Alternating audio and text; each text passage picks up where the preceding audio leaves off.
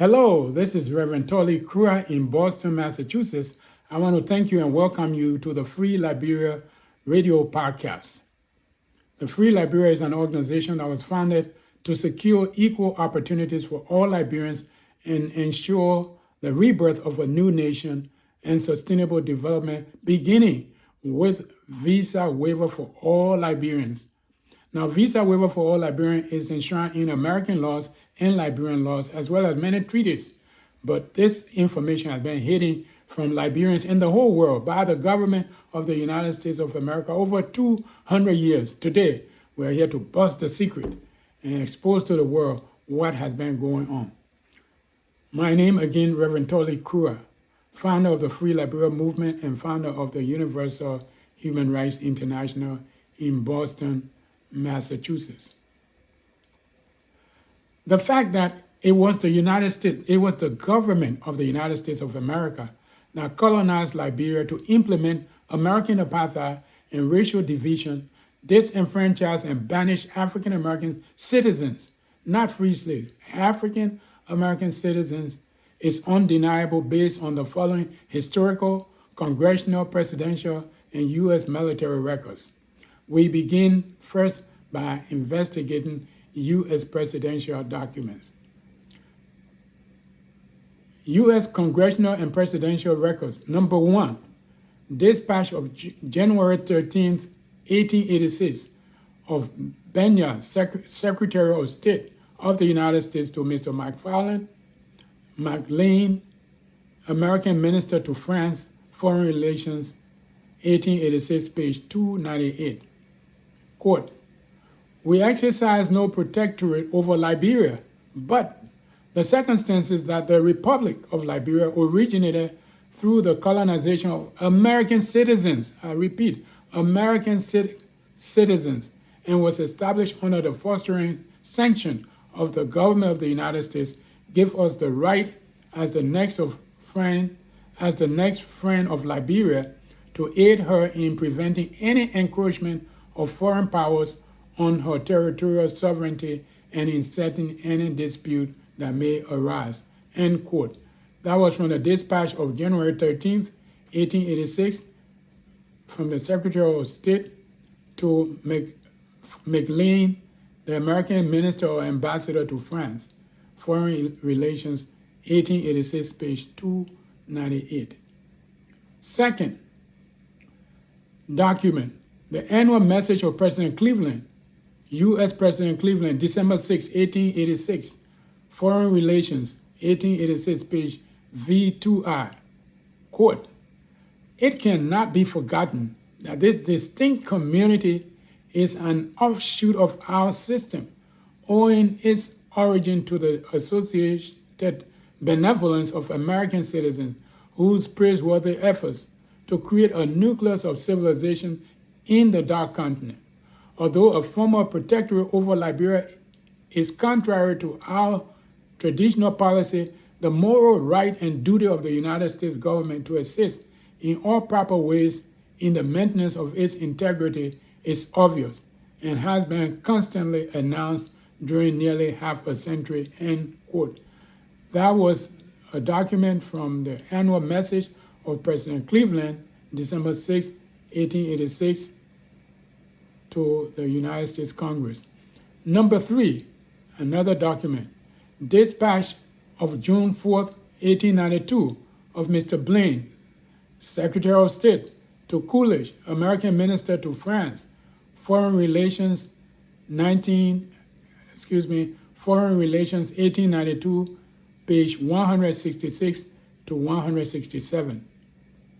Quote, "We exercise no protectorate over Liberia, but the circumstance that republic originated through the colonization of American citizens," I repeat, the colonization of American citizens, "and was established under the fostering sanction of the government of the United States, gives us the right as the next friend of Liberia to aid her in preventing any encroachment of foreign powers on her territorial sovereignty and in settling any dispute that may arise." End quote. Again, that was from the dispatch of June 4th, 1892, of Mr. Blaine, Secretary of State, United States of America, to Mr. Coolidge, American Minister to France. He's the ambassador to France, and page 166 to 167. Number 4, President William Howard Taft's first annual message to Congress, December 7, 1909, on the Liberian question. Quote, "It will be remembered that the interest of the United States in the Republic of Liberia springs from the historical fact of the foundation of the Republic by the colonization of American citizens of the African race." I repeat, the colonization of American citizens of the African race. In an early treaty with Liberia, there is a provision under which the United States may be called upon for advice and assistance, end quote. Again, this is from U.S. President Howard Taft, annual message to Congress, December 7, 1909. Number 5, these are all presidential documents of the United States government. Excuse me. Number 5, special message of March 25, 1910 of President Howard Taft to the Senate, document number 457, 61st Congress, second session. Quote, "I cordially concur with the views of the Secretary of State and trust that the policy of the United States towards Liberia will be so shaped as to fulfill our national duty to the Liberian people, who by the efforts of this government, the government of the United States, and through the material enterprise of American citizens, were established on the African coast and set on the pathway to sovereign statehood," end quote. That was the document from a special message of President Howard Taft, March 25, 1910, to the United States Senate. Now, as we know, black people, enslaved as well as free African Americans and Native Americans lived in America, held ties to the land and made contributions to the land long before the founding of the United States of America. And blacks also fought for their freedom during the American Revolution on both sides of the conflict, and their descendants cannot be denied access to opportunities in America. America today welcomes human beings from all countries around the world without any ties or contributions to that country. At the same time, as human beings and indigenous people, these indigenous Americans have, that's Liberians as well as Native Americans, have inalienable rights endowed by their Creator that no law or man-made constitution is clothed with the authority to violate. That is why descendants of European colonizers in Australia on October 14, 2023, voted to deny and reject the voice of indigenous Australians is similar to Nazi Germany and apartheid South Africa's atrocities and crimes against humanity. On July 4th, 1776, the Declaration of Independence of the United States brought into existence the government of the United States of America with these words: "We hold these truths to be self-evident. All men are created equal." All means all. The first Nationality Act, passed by the United States Congress and signed by President George Washington, who was a slave master who throughout his whole life never freed anyone, as well as the Indian Civilization Act of March 3, 1819, as well as the act in addition to Act prohibiting the slave trade, or the Liberian Colonization Act of March 3, 1819, signed by President James Monroe, who was a white supremacist, a slave master. James Monroe never freed any of his slaves in his whole lifetime, just like George Washington. And so these people were citizens of the United States, born in the United States before the United States came into existence, and they have power and all rights in the United States consistent with the American Declaration of Independence. Furthermore, there is a case law, a landmark case called Brown Bess versus Ashley. Brown and Bess versus Ashley, 1781 case law. Slavery is a crime against humanity. After the American Declaration of Independence and after the first Massachusetts Constitution, which said all men are born free and equal, this woman saw herself enslaved. She's been enslaved for a long time, since she was 13 years of age. And she said, how can I be a slave in a country now that has this law and the Constitution and the Declaration that all men are created equal, born free and equal? She decided to go to court. She decided she was going to take this matter to court. She could not be a slave in America. That case was settled in Massachusetts. Her slave master came with a receipt. I purchased this woman when slavery was legal in this country. This is my receipt. She's my property. The woman came out and said, that was then. This is now. We now have the American Declaration of Independence.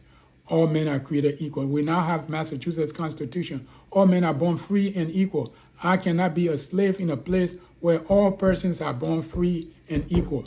The court made a decision and sided with Brown and Bess, declaring her to be free forever. They also compelled Mr. Ashley to pay her for her services during the period of time when all men were created equal. So we see established in case law, we see established in the American Declaration of Independence, all of the black people who were in the United States prior to the American Declaration of Independence had rights, inalienable God-given rights as citizens that could not be denied. And so fast forward to March 26, 1790, when the Congress of the United States was dominated by slave masters, including James Monroe, and white supremacists, including James Monroe, and they passed a law by majority rule. The first Nationality Act said only white persons would be citizens of the United States. That was a violation of the American Declaration of Independence. That was a violation of the Massachusetts Constitution. It was a violation. But because they had majority and because they were corrupt, as we see around the world, corrupt leaders always take corrupt decisions, and they are in majority, and so that they carry the day. However, after the Liberian Colonization Act was passed by Congress, authorizing the force of the United States Navy, appropriating $100,000 for setting up the colony, the Attorney General of the United States of America, Honorable William Ritt, wrote Opinion of the Attorney General number 229, and this is proof that the colonization was illegal. He said you cannot use this money to transport people from America to that colony. You cannot use this money to build the colony. And that was his opinion on number 229. However, because the President James Monroe was corrupt, because he was a slave master, because he had a majority in Congress who were also slave masters, they carried a day and forced this colonization. But then in 1824, these same high-ranking officials of government, corrupt slave masters in Washington, D.C., approved this law, the Liberian Constitution of 1824. All persons born in Liberia are entitled to all privileges enjoyed by citizens of the United States. This was not a gift to people. This was their right under the American Declaration of Independence. And so today, that law is still enforced. It is still enforced due to the Constitution of 1847, Liberian Constitution of 1847, Article V, miscellaneous provisions. Article 1 says, quote, all laws now enforced in the Commonwealth of Liberia and not repugnant to the Constitutor shall be enforced as laws of the Republic of Liberia until they shall be repealed by the legislature. They were not repealed. They have not been repealed. And then you fast forward to the last piece, which is the Constitution of the Republic of Liberia of 1986. That was done under military rule, under the bearer of the gun. Article 95 reads, the Constitution of the Republic of Liberia, which came into force on the 26th day of July 1847, and which was suspended on the 12th day of April 1980, is hereby abrogated.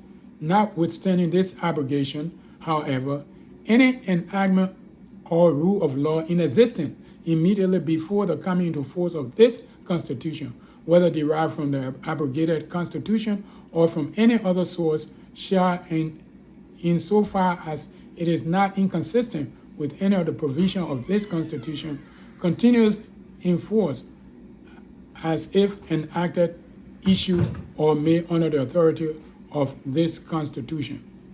All treaties, as executive and other international arrangements and obligations concluded by the government of the People's Redemption Council and all prior government in the name of the Republic of Liberia before the coming to force of this Constitution shall continue to be valid and binding on the Republic unless abrogated or canceled or otherwise inconsistent with this Constitution. So there you have it. We just went through the constitutional provision. I didn't get a chance to read other treaties, but we will deal with treaties later. Today we are talking about the presidential documents. I listed and outlined a couple of them, the presidential documents from 1886, etc. We were able to show that the United States government instituted apartheid. It was the first country to establish a democratic government based on all men are created equal. It was also the first country to establish apartheid, that disenfranchised people based on the color of their skin. And that division continues today and is about to destroy the United States of America. And so our effort is to heal America, beginning with those people that were torn apart, those people that have been colonized by the United States. Today, there are 2 territories in the world under American jurisdiction where the poorest people live. In America, in the Indian reservation, at Pine Ridge Indian Reservation, South Dakota, one of the poorest places in the richest nation on earth. Shouldn't be the case, but the people living there are struggling day and night, as well as people living in West Point, MONROVIA, Liberia, struggling day and night under American colonization. American colonization does not end because America colonizes Americans. That's what's going on in Liberia, and we want that to stop. And so we are calling for the United States government to immediately halt taking money from poor Liberians in millions of dollars while allowing people from 41 countries to go to America without visa. They set up a fake interview, and it's a corrupt practice. Set up interview, take the money from the people, deny them the visa, and it should not continue. So as the United States government is today contemplating and trying, tomorrow they are going to have a situation where they'll suspend indefinitely the issuance of visa while they transfer to another system. We today call on the government of the United States to stop, to end this oppression, this apartheid system, this system of racial segregation, because there's a statement that goes, united we stand, divided we fall. America is destroying itself from racism, which started with this first Nationality Act that inserted racism into the public life of Americans. It continues today. And so I'm calling on presidential candidate Donald Trump.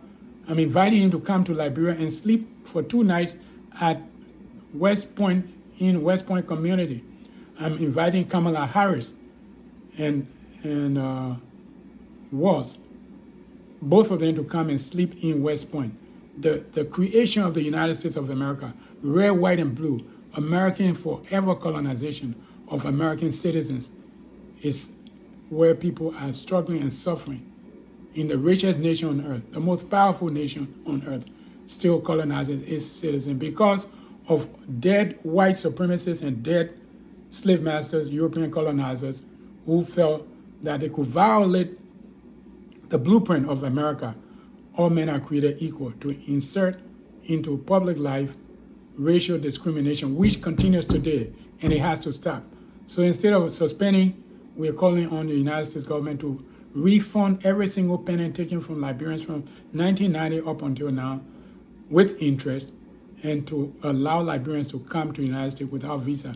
We are pushing this through the administration, through a petition. We are pushing this through Congress, a petition to heal the United States, a bill which we have submitted to the Massachusetts delegation to Congress, and we are pursuing this through the court action with a lawsuit, Kura versus Anthony Blinken. And that's where we are. We like, as we are now registered in Liberia, to push for equal protection, to end two-tier citizenship, where you have a group of high-ranking Liberian government officials with American passports coming to America without visa, a bunch of diaspora Liberians like myself coming to America without visa, going to Liberia without visa. But the vast majority of the people are suffering. Their monies have been taken from them by the U.S. Embassy. It's wrong. It has to stop. We're calling on you to join us in making this dream of equal opportunities a reality for all Liberians. Thank you very much, and we'll have more to go. Today, we only talk about the presidential material, presidential documents that shows that those who were colonized in Liberia were citizens of the United States of America from presidential documents. Later on, the next episode, we'll talk about the American military records, and then we'll talk about congressional records as well. Thank you very much.